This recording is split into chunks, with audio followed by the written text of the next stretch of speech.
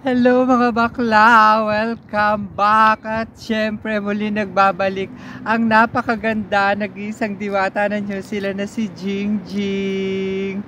At syempre mga bakla, na-miss ko kayo na sobra, as in talagang ang tagal ko nang hindi nakapag-upload, tagal ko nang hindi nakapag-video kahit mula sa mga pagpo-post na mga nagaganap sa buhay ng diwata ng New Zealand, as in talagang napaka-busy, as in nakakaloka. At alam nyo ba mga bakla, isa na ngayon sa mga naging requirements ang English exam o yung IELTS. Pero mga bakla, iba yung tinake namin na English exam, which is napakadali ng pagkuha ng exam at makukuha nyo din kaagad yung result. As in talagang naloka ako ng bahagya kasi as in talagang sabi ng friend ko, sabi niya mag-review ka, tapos ito yung sample ng apps na kung saan pwede ka mag-review, tapos manood ka lang ng mga kineming English na movie. So yun naman ang ginawa ko, nag-review lang ako pero one time lang. Kasi sabi nga ng aking friend na as in talagang napakadali daw talaga na English exam na yon. So napag-isip-isip ko, no, dahil isa naman talaga yan sa mga requirements dito sa New Zealand, kahit mag-a-apply ka pa lang o nakakuha ka na ng employer, or kung mag-extend ka ng visa dito sa New Zealand. At the same time, kung mag-renew ka naman at na-renew ka ng employer mo, syempre, may extend ka ng 1 year, and then same job pa rin yung trabaho mo. So ito na nga mga bakla, bago natin umpisahan ito, isang intro muna.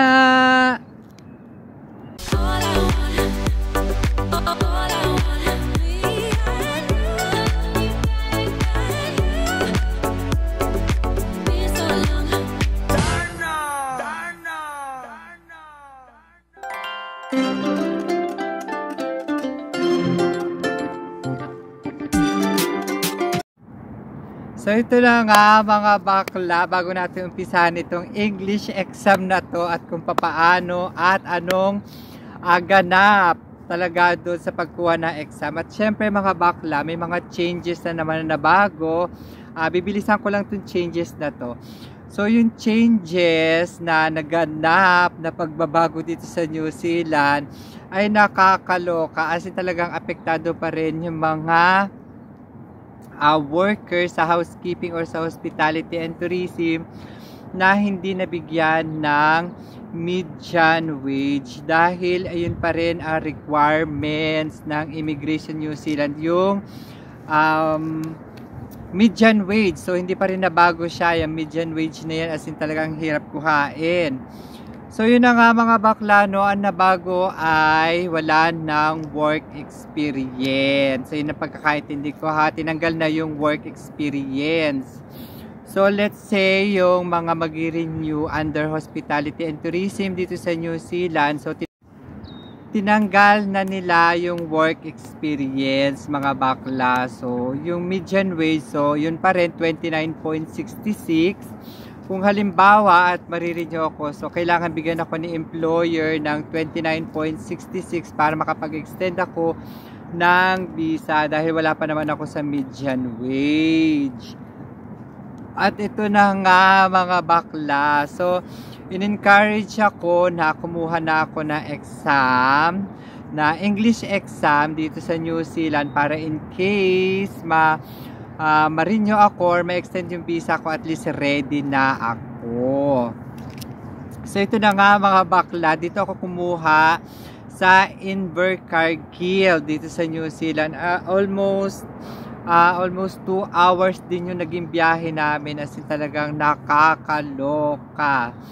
Natutuwa naman ako dahil medyo kinakabahan na nasa isip ko, kaya ko ba? Makakapasa ba ako? Kaya ko bang maipasa yung English exam na yon? So ano nga ba yung kinuha ko instead of IELTS? So mas mahirap kasi yung IELTS, kaya ang kinuha ko na lang ay yung PTE. So yung PTE ay yung Pearson Pearson Test of English. So, yun, no?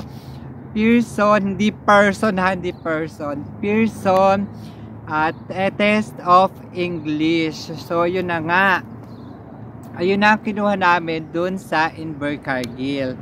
So, ngayon, ang napakaganda noon, binibigyan naman kami ng instruction. Siyempre, dumating kami na mas maaga doon kasi ang kanyang kasama ko na si Glenn, ang appointment niya is 9 in the morning.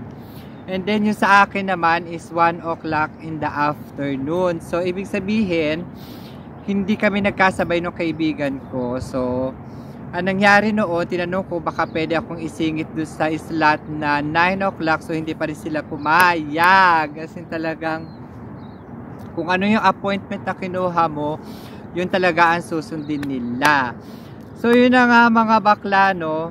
After no, ng mga 12:30, so, nagpasok na ako doon sa loob. Siyempre, nag-cheer naman yung aking mga kasama. Pampalakas loob para at least makapasa. So, yun na nga mga bakla, no?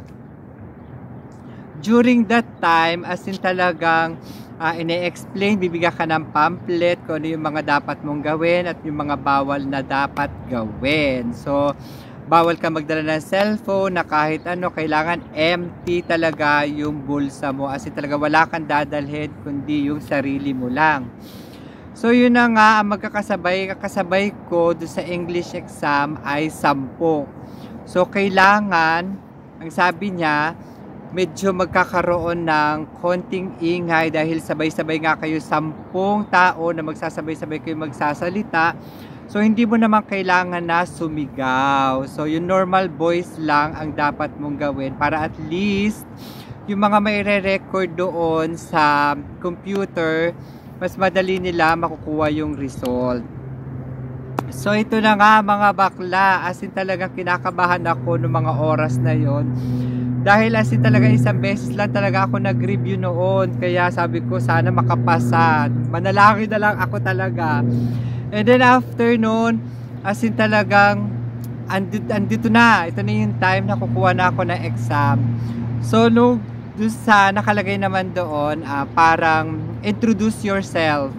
So, yun na nga. Sabi mo yung pangalan mo, nationality mo, anong purpose ng pagkuha mo nung English exam. And then, ito na, may pagkakamali ako. Naloka talaga ako doon. Ang akala ko talaga, as in talaga, babasahin mo na lang talaga siya. So, ibig sabihin, ang ginawa ko, as in talaga, binasa ko na lang talaga yung paragraph.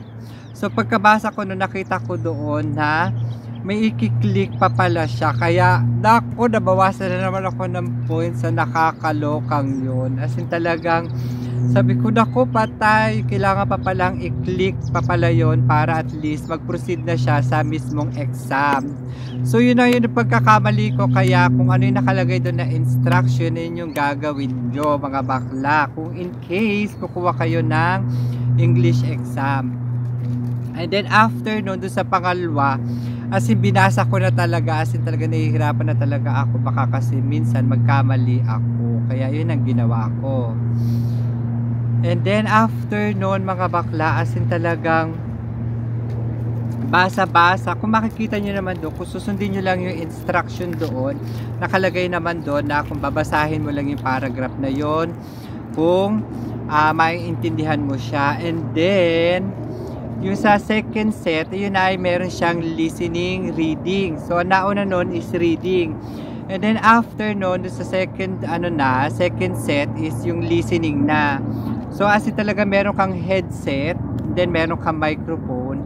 After nun sa listening, no, meron silang babanggitin na words or sentence, isang sentence, and then uulitin mo lang siya. So, yung medyo may pagkabungol pa naman ako noon, no. Siguro mga nakadalawang mali siguro ako doon. As in, naloka talaga ako doon kasi as in talagang alam mo yung diction, yung pronunciation, as in talaga maluloka ka talaga sa mga sinasabi dun sa computer. So yun dun sa listening, as in talagang meron naman silang ibibigay, yung computer may ibibigay naman sila na makikinig ka, may maririnig ka, and then babanggitin mo lang yon. And then after noon sa reading, listening, and then meron doon na may makikita ka doon na para siyang graph. So ngayon i-explain mo siya. So do sa speaking, i-explain mo naman siya doon sa graph na yung kung ano yung nakikita mo doon sa monitor. So and then after noon, as in talagang sabi ko, kaya pa ba? Kaya pa ba? As in, naloka ako. At least, mga bakla, finally, naipasa ko naman yung exam dahil ang kailangan lang naman ng hospitality and tourism like housekeeping is 29 total score. So, nalampasan ko naman yung 29 kaya luckily nakapasa naman ako sa English exam. At syempre, ito, tip ko pa mga bakla, no? Kung ano yung pag nag-appointment kayo sa English exam, kung ano yung nakalagay dun sa passport mo, ayun ang ilalagay mo dun sa appointment mo. Dahil nangyari na yan sa kaibigan ko. So yun na nga nangyari, no, mga bakla, no. So ang nilagay niya lang is yung pangalan niya at saka yung ipelido. And then nung nag-present na siya doon, hiningan siya ng passport. And then after noon, sabi nung reception doon, sabi niya, nasan yung middle name? So, wag nyong kalilimutan ng middle name dahil another bayad na naman yon.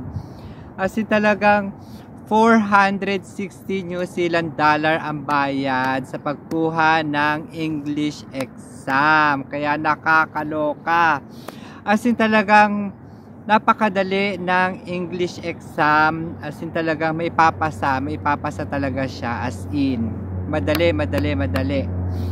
At ayan mga bakla, no, basta wag nyo kalilimutan pag nagpa-appointment kayo, kung ano yung nakalagay doon sa passport nyo, yun ay ilalagay nyo doon sa appointment nyo. So ayan mga bakla, no, natapos na naman ang munting video ito. At syempre kung nagustuhan nyo ang video ito, please don't forget to subscribe and hit the bell button notification para updated kayo sa aking mga susunod na mga videos. At syempre, ito ang napakaganda, nag-iisang diwata na New Zealand na si Jingjing. At lagi ko po sinasabi na MYMP, make your mama proud. Thank you for watching and I love you all. God bless.